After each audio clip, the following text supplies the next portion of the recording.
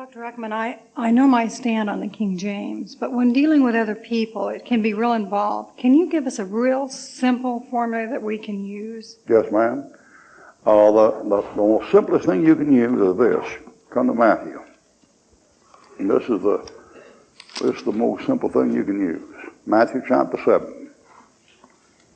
Matthew chapter 7, verse 20. There's only one argument that's unanswerable, that doesn't take any education to argue with, and doesn't take any facts to argue with. Matthew 7, verse 20. Wherefore by their fruits you shall know them. So if you want to know what a translation is, you watch the fruits, the translation. What does it produce? And what this book has produced is England and the United States. That's what this book has produced. And that can't be argued against. The United States was a nation 200 years before they had a modern version. The founding fathers sat down in Philadelphia, they had one book. And it wasn't the Geneva Bible, it was the King James. Men wrote the Constitution, had a King James Bible. Abraham Lincoln, Roosevelt, Washington, Adams, Jefferson, King James Bible. By their fruits you shall know them. The fruits of the other Bibles are Spain, Mexico, Italy, and Central America.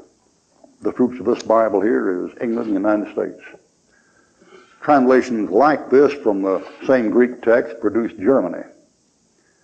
And those countries, if they want to argue with it, they can argue all they want to, but you got the clothes, you got the food, and all the nation look to you for the food and look to you for the food and hate your guts because you got it. Why, if we quit sending Russia food and clothing, they'd go out of business in 15 days.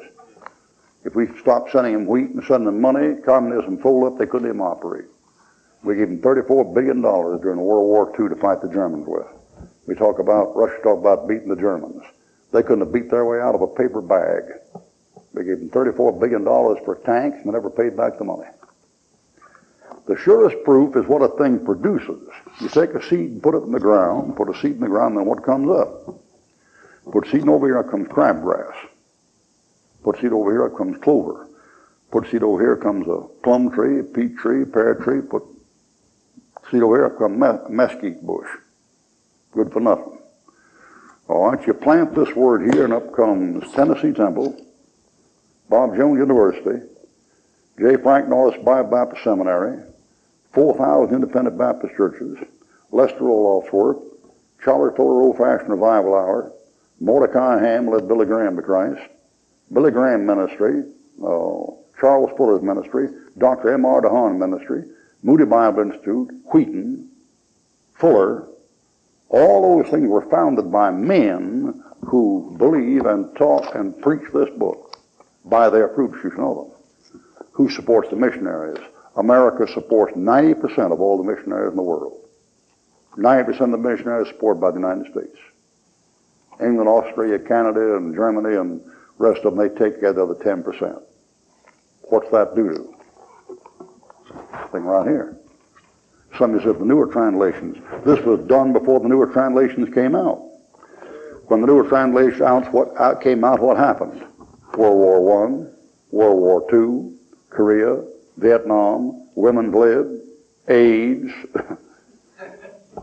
integration, nuclear fallout,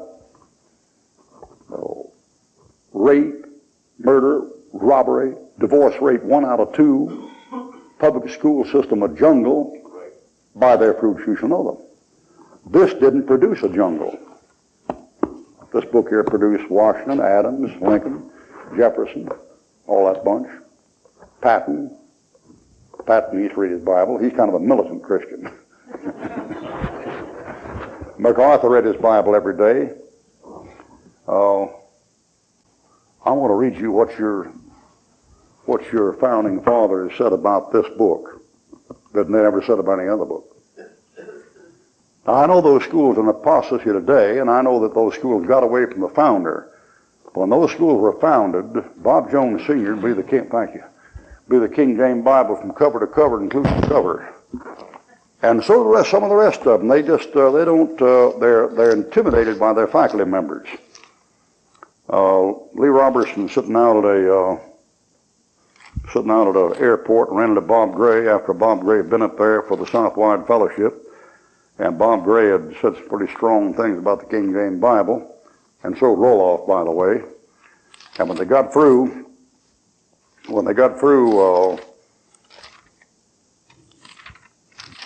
they left, and after they left, some of Bob Gray's students were back in the classroom, and the professor giving them a hard time. The students wrote Brother Gray about it.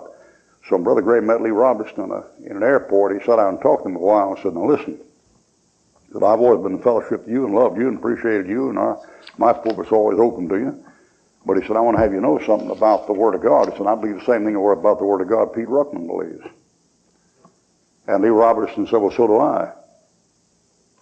And Bob Gray said, "Well, then why don't you teach it?" He said, "I do." He said, "Why do you have faculty members that attack the King James?" And Robertson said, "I don't hire a man unless he says he believes it. I bring him in the office and ask if he believes it. I won't hire him unless he says he believes it." And Gray said, "Yeah, but when they get back in the classroom, they correct it. Why don't you fire them?" And he said, "Well, it'd just be too much trouble." So a year later, Lee Robertson lost his job. The faculty took over. I think Lee Robertson and Jack Iles and I think John R. Rice believed the King James Bible was the Word of God. He's hard pressed, to prove how scholarly he was by siding with those who didn't. But I don't always believe what a man puts down on paper, in order to impress somebody with. And the biggest argument of the King James Bible is, "By their fruits you shall know them." And I'll give you one other argument. Next time you talk to somebody, say, "What time is it?" They give you the time. You say, "How do you know it's the right time?" And they'll fumble around and say something or other. And you say, "Well, isn't your watch set on Greenwich, England? Isn't absolute time English time?" And they may have something else to say. And then you say, "Where are you located?" I'll give you the name of some town. You say, "What's that latitude and longitude?" They won't know. And you say, "Isn't that determined by England? Isn't absolute location and time determined by England?" So what is the temperature today? It's kind of hot today, and it was 85. According to what? That's a British thermal unit. You take these dumb people out in the world, they don't think. They got rocks for brains. Absolute temperature is determined by England. Absolute time is determined by England, and absolute location is determined by England. That's an English Bible. Somebody said, "Well, the other's English too." No, they're not. They're American. American isn't English. Tell me something. When you went to school, did you study American or English? You study English. That's the King's English. All right, the first one is, "By their fruits you shall know them." The second one is, absolute temperature, absolute time, absolute location of this earth is determined by England. Why wouldn't absolute truth be determined by the same place? All right, now here's some statements. If you're a Yankee, this is Ulysses S. Grant. "The Bible is the sheet anchor of our liberties. Write its principles upon your heart and practice them in your lives." That's the only Bible Grant had. There wasn't any ARV in 1860, 1865, and 1870. Theodore Roosevelt: "If I were to have my way, I'd take the torch out of the hand of the Statue of Liberty and instead place an open Bible." That's a president talking. A president. He wasn't even saved, I don't think. Had more character, more sense than anybody we've had in the White House in the last 50 years.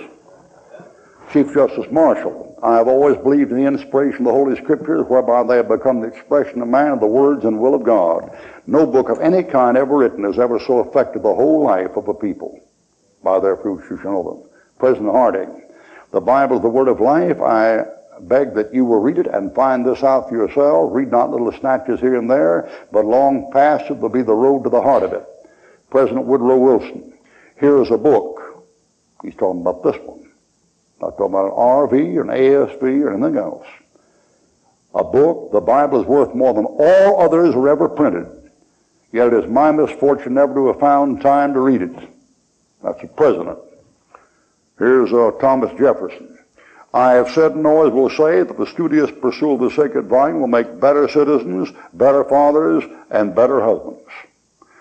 Oh, I could here's Field Marshal Foch, here's Napoleon, here's God knows who in there, these fellows quoting this book. By their fruits you shall know them. That's the best argument. There are some other things, but it would take too long to get them from the scholarly standpoint. The best one is by their fruits you shall know them. That's the best one. Did you know that nuclear weapons are not banned in any country in the world? But Bibles are banned in 19 countries. You know what that means? It means this book is more dangerous than a nuclear bomb. Yeah, that's right.